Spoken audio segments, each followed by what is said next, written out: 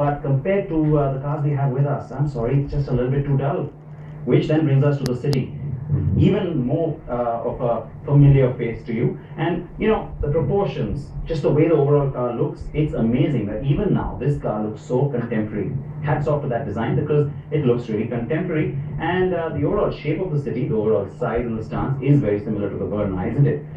Now the Verna itself, you have issues like, you know, the body panels, the shut lines, the overall build of this car isn't great, but we're talking purely design. And so even though I would say that the City and the Verna for me are in a way tied as far as design go, the Verna, because of its new novelty factor, just edges ahead. So on looks, for me, it's the Verna. For you, it could be something else.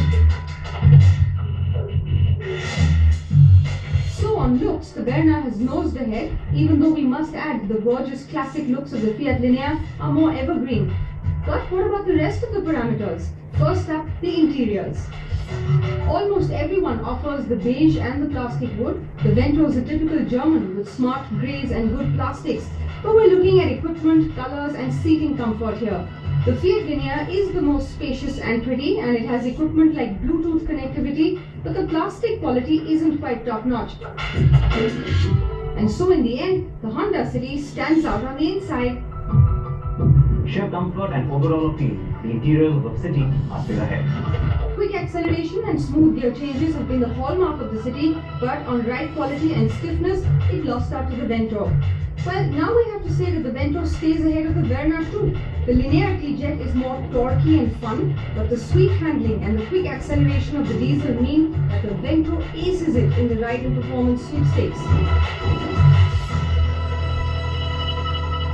It's the only German in the pack, so it had to be Das Auto.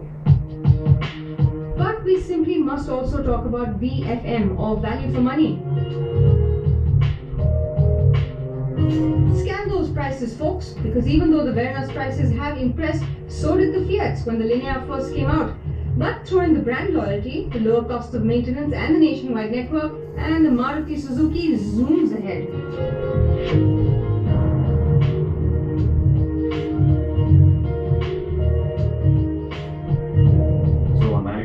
It's got to be the sx4. But now it's time for the final result, right? Before that, a quick look at how they stack up. First the length, and you always knew that the sx4 would be the longest, right? Surprisingly, the Linea is the roomiest with the longest wheelbase as well. The sx4 and the Linea are once again the widest of the lot. And yes, the sx4 stands way taller than the rest.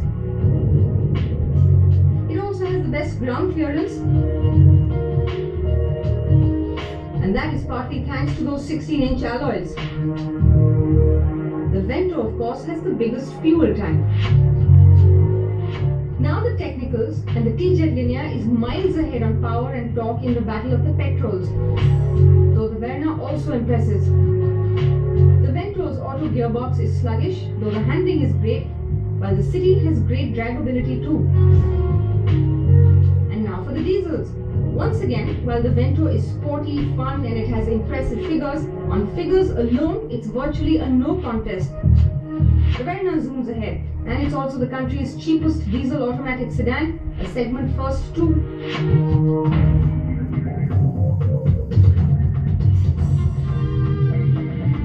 The Volkswagen Vento came close to beating the Honda City in our last shootout, but the City had just stayed ahead then. So despite its clean looks and its performance credentials, the Vento's got a cabin that feels comparatively cramped and looks dull.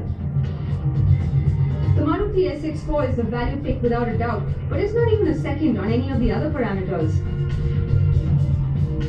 The Linea is the most beautiful and spacious, the T-Jet an absolute gem. So what's stopping it from winning?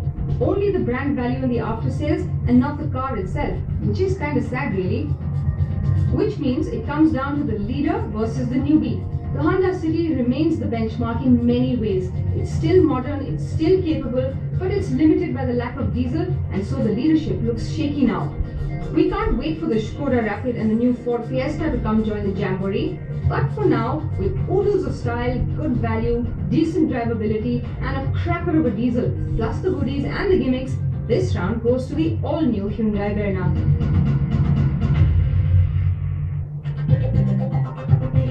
that is proof then that this vehicle is assembled here in India. And now let's quickly bring you up to speed on the overall strategy from JLR here in India.